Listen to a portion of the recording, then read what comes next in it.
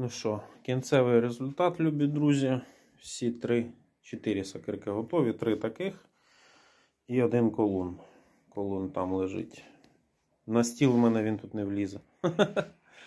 Коротше, такий результат ми маємо на виході. Ось такі сокирки. Так що, по бажанню звертайтесь. Сделаем. Можете мені вислати ваші сокири. Я з вашими зроблю все те саме. Це мені людина привезла. Ну, ви бачили на відео, в якому стані воно все було. І в якому стані воно тепер. Я думаю, офігітельний результат. Так що, якось так. Всім добра, народ, на зв'язку.